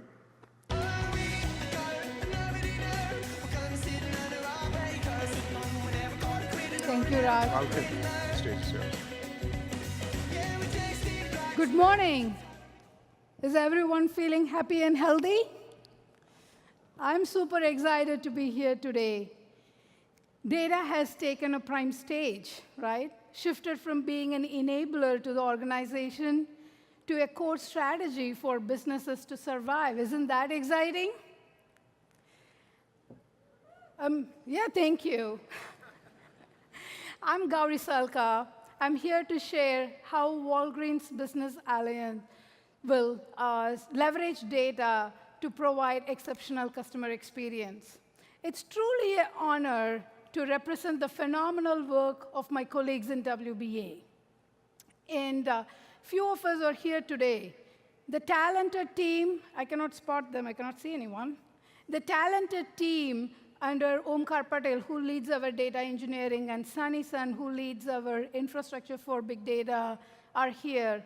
And they will walk you through a Hadoop journey later today. And hope to see you all there as well. So in the next 10 minutes I have, I'm going to walk you through who is WBA, what we do, and how the data propels our vision. So Walgreens Boots Alliance is the first pharmacy-led global organization, and we have more than 13,000 stores across 11 countries. And Walgreens is an iconic brand in America for 116 years now, and have more than 8,000 stores across the nation. Charles Walgreens Sr., our founder, started the first store in 1901 on the south side of Chicago. His main purpose was to understand the customer needs and provide exemplary service. And that's our DNA even today. So let me tell you a short story to help you understand how passionate he was about customer service. So when customers called Mr. Walgreen to place their order, Mr. Walgreen will repeat the order loudly and clearly so the staffs can fulfill the order. And before he ended the call with our customers, the orders will be delivered at their doorstep. And this was back in 1900s, early 1900s. Can you believe that? And this was the dramatic personalized service is what enabled Walgreens to scale very rapidly and successfully, even during the Great Depression era. And as you all know, consumers change more rapidly than organization does. So innovation is key for us to stay relevant and provide customer services in the way they want. So let me highlight few key innovations, what we have done over the last century for us to stay relevant for our customers.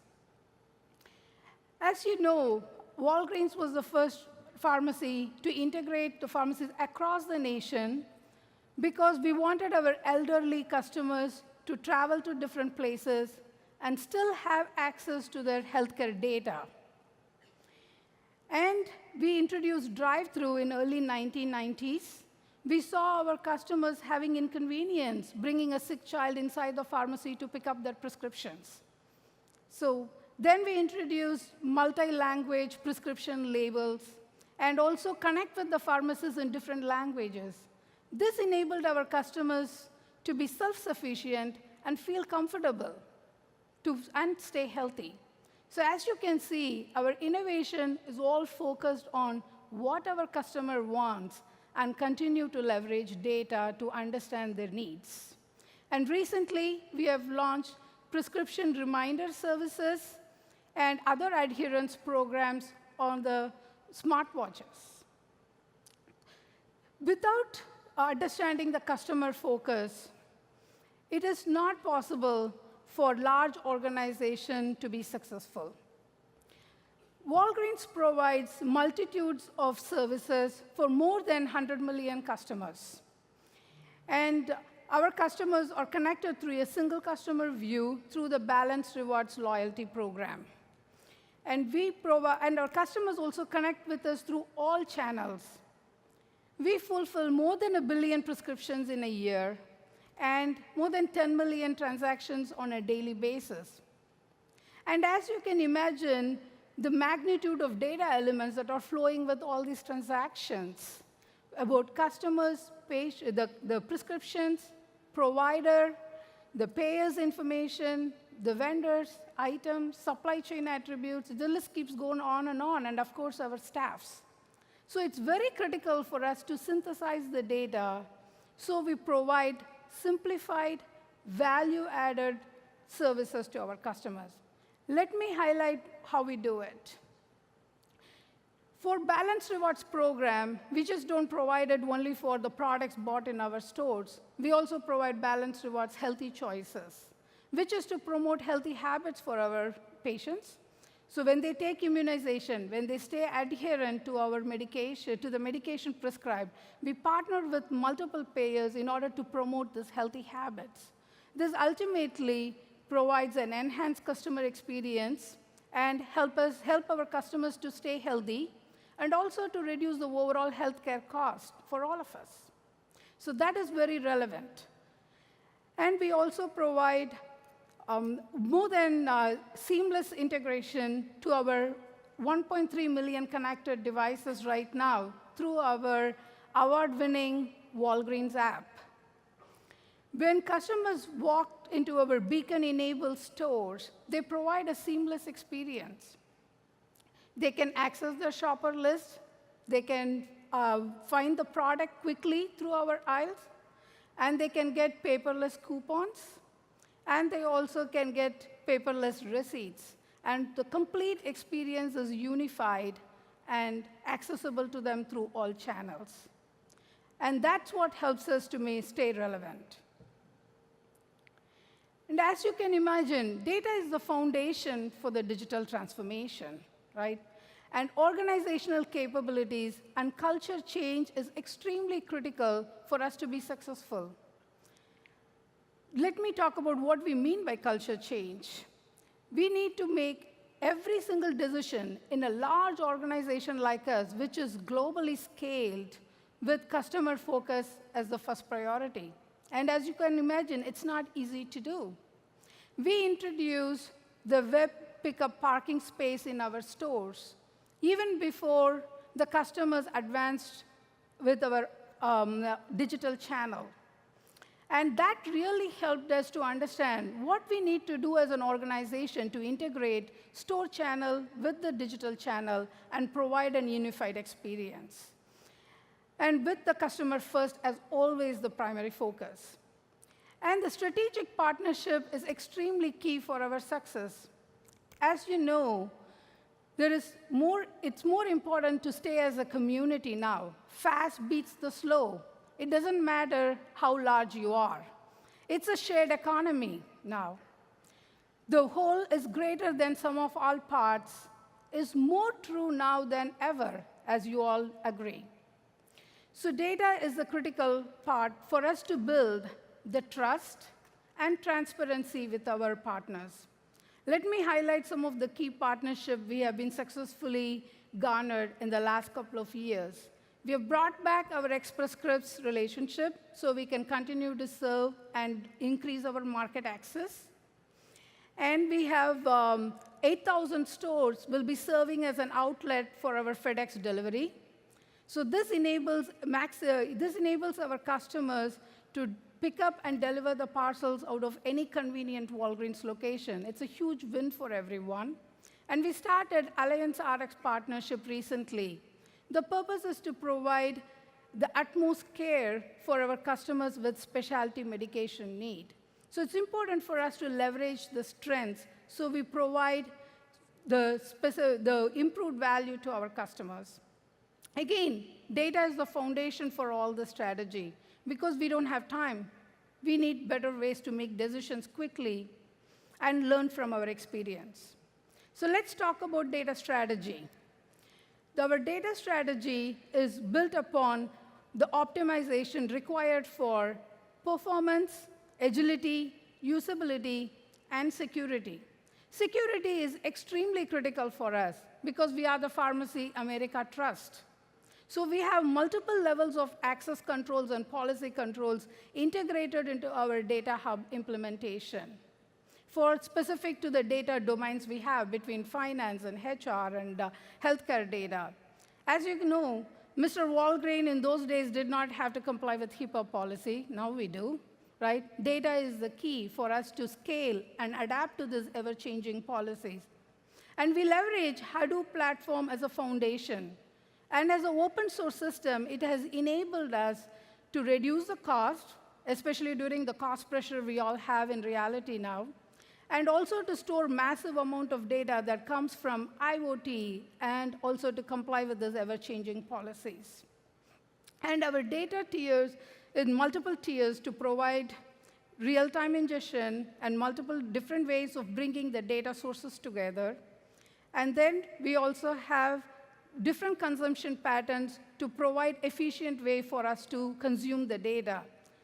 Ultimately, the data is there for efficient consumption. That is the key. So we need our analysts and decision scientists and our partners to connect with our system through data as a service and integrated APIs in a seamless manner. So the Walgreens app is really scaled very drastically. It's because of the efficient partnership we have. And decision-making is extremely critical. So we need to rationalize our tools and technology. So and again, as I said, the talented teams will be happy to walk you through the details in a later session. And any organization, no function can work in silos. Collectively, we need to come together in order to provide the maximized value for everyone involved. As you know, human capital is a key asset for everyone, especially during these changing times. We need to connect our staff experience with the customer experience and business outcomes. And we need to have proper financial insights so we can make critical decisions quickly and invest in right priorities. We need to tell our partners what products we need when, so we can do sale. So ultimately, we need to understand our customer insights. So Integrated Data Hub, powered by Hadoop, champions this concept. It provides cohesiveness, nimbleness, responsiveness, and ultimately customer satisfaction. Lastly, I have a personal plea here. For all the passionate technologists here, let us consume the data and insights to continue to make this world better, not just for our generation, for all of the future generation as well. With that, everyone wins. Thank you so much for your time. Hope you enjoyed it, and have a fantastic experience at the summit.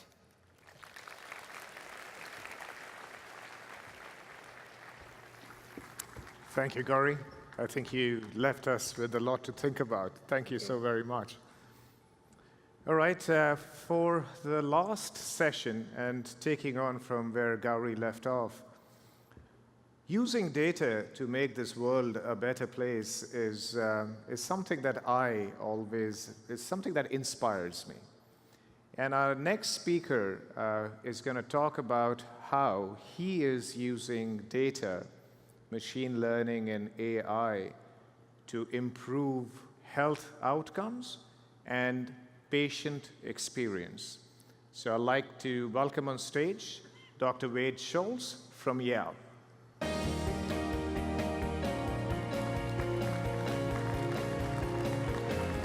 Welcome, Dr. Schultz. Thank you, sir. All the best.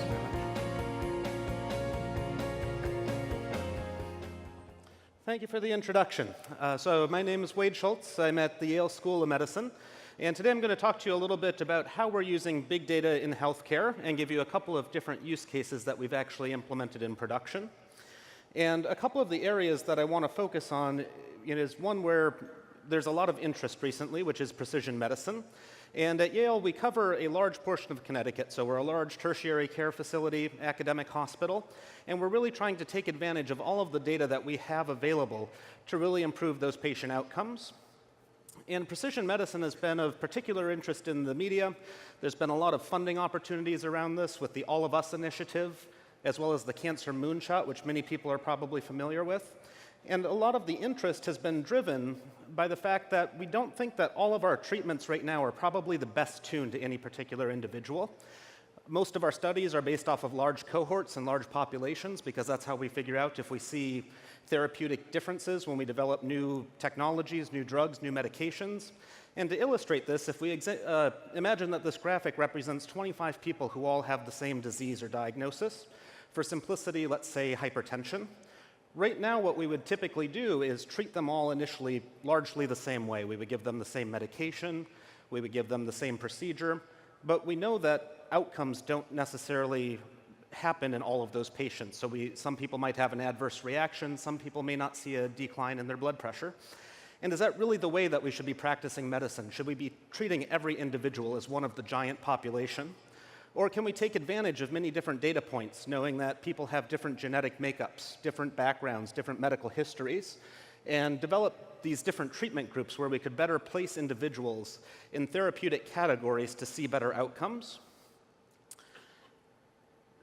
The problem that we start to run into is as we start to subdivide these large groups of patients into smaller and smaller cohorts, we start to see that our healthcare data sets that we traditionally rely on really aren't that big compared to a lot of other industries.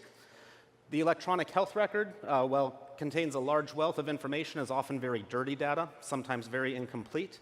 The other thing that we run into is that for many institutions, they have not been electronic for that long. We've really only seen the push to move to digital records over the last 5 to 10 years. So if you look at any particular institution, they may only have a couple years history of patient data where they move from paper charts to the electronic record. Even when we look at data sources like medical imaging, laboratory testing that generate larger sums of data, for any particular disease, especially rarer diseases such as some types of cancer, there may not be a sufficient number of patients to really put and subdivide them into these categories where we could deliver better precision and targeted therapies. Fortunately, the increases in new technology offers unprecedented access to larger volumes of health-related data. This includes things like continuous patient monitoring, wearable devices, next-generation or whole genome sequencing, and taking all of this information can start to develop a more complete picture of our patients and participants in trials to, again, deliver on that precision medicine promise. The data supports this explosion in data. Research by numerous different companies has shown that we really aren't limited to acquisition of data from a single care encounter anymore. You don't need to come into the physician's office to have your blood pressure or your weight taken. We can do that with devices in the home. And work, again, from a number of different companies has shown that from 2015 to 2016, there was an estimated increase by about 50-fold in the amount of medical data being generated. This was driven partly by novel data types like that whole genome and next-generation sequencing, as well as the fact that now worldwide there are about 4.9 million individuals on remote and home monitoring. One key aspect of healthcare data, though, is that about 80% of our information is unstructured. Clinical notes, laboratory data, laboratory results. Some of it's discrete, but largely it is unstructured, which creates unique challenges for data scientists in the field. The other thing that we run into is all of the traditional issues of securing and storing and managing these data, now that we're seeing far larger volumes.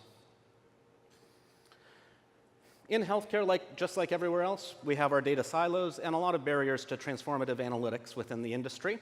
This isn't necessarily unique to us. Like some of the other speakers mentioned, we can all argue who has been the most laggard in adopting these technologies.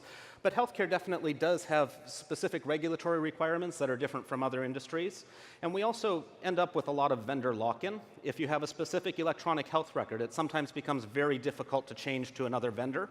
Same thing goes for laboratory information systems, as well as even laboratory instruments. Getting data out of those systems can be difficult, complex, and there aren't a lot of very good standards. So healthcare does have standards in terms of messaging, but many of them are very complex and what I would term flexible. Not everybody actually implements them as the standard actually recommends or requires. However, the benefits of these big data sources have really driven healthcare to try to catch up with the rest of industry. So how can we move from our traditional approaches of locking data in and looking at it at the level of a single patient and really diving into a more comprehensive data lake approach where we can take information from our traditional enterprise or clinical data warehouses into a system that can also support these emerging large data types. We can't necessarily put all of our whole genome sequencing in the EHR. It won't scale, so we needed platforms that can support this. And at Yale, we've started to deploy a fairly large computational health cluster where we can do exactly this. In addition, we're trying to get other data sources that haven't traditionally been available to healthcare providers, patient and participant-generated data, wearable devices, patient-reported outcomes from mobile devices. How can we get that, integrate that, and get that back to providers to actually take meaningful actions? And one thing that we've tried to do within our data science environment is really try to avoid this kind of standard approach, which is just acquire the data, we'll deal with it later, but we're going to do great things. How can we instead take that step 2 and actually try to form specific questions around the data that we're acquiring? That way we can better structure it, better index it, and try to get to where we can actually make some clinically relevant outcomes earlier on in the process rather than just capturing terabytes and terabytes of data. And to illustrate this, I'm just going to walk through a few of the production use cases that we've done at Yale. We've presented some of these at the Data Summit in Munich and also have a talk tomorrow about how we're implementing some of these in China as well for a large research study. But the first use case that we really had presented us with the problem of trying to reduce alarm noise within our intensive care units. So we have patients connected to a large number of monitoring devices in our ICUs and our ERs, as well as other areas within the health system. And alarm noise is a problem for providers as well as for patients. So if alarms are going off when they shouldn't be, providers become tired of them, they start to silence them and ignore them. So you start to lose the actual signal in the noise. The other thing is that hospitals aren't necessarily the most pleasant place for patients to be. And if you're in the ICU, one thing you don't want is being constantly woken up by alarms, especially if they're unnecessary. So we had a big push from our nursing to figure out how can we reduce the alarm noise in our units. Fortunately, we had great interaction with a lot of our biomedical device group within the health system. We were able to hook our data feed in from all of these alarms that generate signals every 1 to 5 seconds and send all of that data into our Hadoop cluster. So we go in through Kafka, use Storm for most of our processing, put it in HDFS, and then do some of the analysis with Spark. After implementing this pipeline, currently we acquire about 6 to 9 billion data points per month within the system. We were actually able to reduce the number of alarms by about 50% within our ICU at Yale New Haven Health. We're now starting to expand this out to the rest of the health system, and we were also able to improve patient satisfaction by reducing that alarm noise. One of the other very exciting things for me, being in the clinical laboratory, is actually business intelligence based off of all of our laboratory data. And what we had here was a need to try to better identify where is our laboratory testing volume happening, what's our turnaround time, are we delivering on our results as we need to for our customers within the health system itself. Also, could we improve quality assurance of our instruments? Can we tell when an instrument is starting to move out of analytic range? And we took a very similar approach where we piped this in and used NiFi or Hortonworks data flow to actually ingest and manage that data. And then if anybody's interested, you can actually see an entire pipeline of this. We've got the code on GitHub, actually based off of the Hortonworks sandbox that goes from generating artificial laboratory data through data storage and then through visualizing in Zeppelin, where you can actually look at laboratory volumes and generate moving averages, all within a notebook. And it's very simple to get these up and running. And then the last use case I wanted to go through was our clinical genomic results. And this is something that is, again, a very large interest to a lot of healthcare organizations within the country and in the world, really. And we had the instance where we actually have 3 different labs that perform next-generation sequencing within the university and within the health system. However, all of those results we wanted in one place so that we could do data analytics. And so for this, we, again, acquire all of our data, store that in HDFS, and are starting to do some analysis with Spark. And we're actively working on expanding the capacity and capabilities of this platform to integrate other types of healthcare data, as well as outside sources of genomic testing. All of these use cases that I just presented, we actually brought online over the course of about a year and have had in production for about the last 12 months at this point. And some of the keys to being able to successfully deploy some of these very complex pipelines over such a short period was really the integration and being able to engage all of our IT groups very quickly. So being able to work with our Office of Information Security to make sure that we had data security and governance early on, making sure that everything was encrypted as we needed to, that we could audit and log everything, and also being able to work with our existing data warehouse teams to acquire and capture data out of the clinical data warehouse and put that into the data science environment. From the clinical provider perspective, again, we wanted to try to identify questions whenever possible. We never give up a data source, but we try to structure it as much as possible when we initially obtain it. And the other benefit that we had at Yale is we actually have a very large group of clinicians, both nurses and physicians, who are actually trained in analytics and able to really drive some of these use cases. And some of those people are here at the conference as well. Being able to really collaborate between these groups is definitely a challenge. People are spread out, often in different locations, but has really been key to being able to implement and deliver results on these technologies. And the last thing that I wanted to touch on before I end today is really the importance of being able to communicate the results and the importance of these technologies to others. And one of the quotes that I've always liked is by Jeff Leake out of Johns Hopkins, and it starts with, "Data science done well looks easy." So one of our approaches is actually using convolutional neural nets to try to do a task that actually requires physicians right now. So if you have a blood specimen taken, and there are certain indexes that are out of parameter, so your red cells might look like they're the wrong shape, there might be too many, too few, or if a physician orders a manual interpretation for some reason, diagnosis of leukemia or a number of other rare diseases, those tubes of blood then get put drops on a slide and then put under a microscope where a physician actually has to interpret and look at the big slide of all the red cells and the different morphologies, so how many of each different shape of red cell is on that slide. And right now, it's very qualitative. There might be an increase in what we call schistocytes, which is the third cell, or the dacrocytes, which is the fourth. And being able to really deliver those interpretations is difficult. So what we developed was a convolutional neural net that actually can just print off the percentages of each of those cell types pretty efficiently. And to most people, it looks pretty easy. We put in an app. You can run apps on your phone. You get out a graph. How hard could it be? But the way that that quote ends is that because it sometimes looks easy, is that's a big problem for data scientists, because for anybody in the field, we know it's much more complex. We need far more data to start with. Somebody actually has to go in and label it or do some feature engineering. After that, we need somebody with some expertise in machine learning to actually develop out our networks and models to do and test those models before we implement them. And then that doesn't even get to trying to implement that into a production workflow and pipeline, which can take a significant amount of time, especially within something that needs clinical validation. So being able to communicate those results and show what resources you need, how much time and effort needs to go into that is very important to ensure that as a field, we can adequately staff and get resources to push these projects through and deliver on the exciting opportunities. So in summary, big data is definitely hard. It takes a lot of work to acquire and clean these data. There's definitely concerns around storage, governance, and security. And then making sure that we can understand those problems, especially if there's not immediately available domain expertise, is problematic. Healthcare adds on some additional burdens or overhead, especially within the realm of regulatory limitations.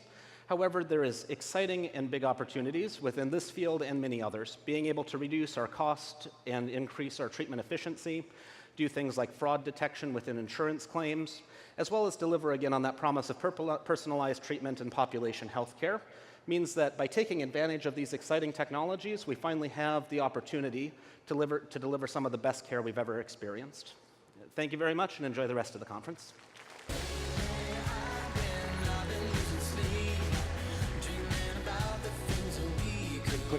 Thanks, Kip. Please welcome Vice President of International Marketing at Hortonworks, John Kreisa. All right. Good morning. How about the doctor? The doctor's definitely in on technology. It was a great presentation talking about Storm and Kafka jobs, and then also giving us a little bit of insight on some of the medical research he does. So I just want to wrap up this morning very quickly, and then we'll let you get on with the rest of the day. It's great to have everybody here. I was also hosting our DataWorks Summit in Munich a little earlier this year in April, and it's great to see thousands and thousands of people come together and participate in the community. So what I want to say is, let's make sure we get social and stay connected. If you haven't already seen and downloaded the app, I want to make sure you get a chance to do that. We're going to use it for some polls tomorrow and on Thursday. So do download the app and make sure that you have that on there so that you can participate in the polls and in the community in general. Now, if you go into the community showcase, and I strongly encourage you to go into this community showcase, of course we couldn't put this on without the support of our partners. If you look for this sign, this banner in one of the booths, then you can participate in the Community Passport program. So if you visit the booths that have that particular poster in it, and if you visit all the booths, then you can be eligible for drawings from the Passport program. So it's a little bit of an incentive for you to go and visit the different booths of the partners and of the community that are there, and then we'll announce the winner post-show, but a very nice set of Bose headphones that will be available from there. So, Community Showcase and the Passport program, make sure that you take a chance to do that. Another thing that's coming up here at lunch just now is the Women in Big Data Executive Panel. I strongly encourage you to go by and hear from these thought leaders from across the industry, a great panel that we've put together that'll be chaired and hosted by our own Wei Wang from Hortonworks. But hear really about some of the things that these women are thinking about and that have helped them around their career and how they've driven technology forward within their organization, some of the challenges and some of the things that they've done. It's a great panel. It's at lunch here coming up a little bit later this afternoon. And then just specifically on the agenda, so we've had our morning sessions. We've heard a lot about machine learning, artificial intelligence, some announcements, of course, that we talked about, but some great customer examples, some examples of it really being put to practical use. So this afternoon, you can go and start to move from now into the sessions, and there's a lot of different things for you to look for. There's crash courses, which are short 2-hour detailed courses into different technologies. They're first come, first serve, so if you're interested in that, I do encourage you to be there early. You can see the information that's in your application. We've got the morning community break coming up now, and then we'll have the breakout session, so you have all of that information in your app and in the guide that we handed out. Then there's lunch, which will be served over in the community showcase, so to your right, my left. That's when the Women in Big Data panel will be, also at that same time. The information is there. It's in LL21D. There's also a rail industry meetup, so as in the type that moves transportation, the rail industry. If you'd like to go to that and learn about some of the technologies that are being used and some of the problems that are being solved in the rail industry, I encourage you to do that. That's in room 212. And then through the rest of the afternoon, it's breakout sessions. There's a Spark crash course. So if you want to learn more about Spark, I encourage you to take a look at that. Community showcases, another break, and then we'll finish with a reception tonight. So come have some food, some drink, and again, mingle. So that finishes up our day. We'll see you here. Go enjoy the afternoon, and then we'll see you back here tomorrow morning for some information on IoT and streaming. Thanks very much.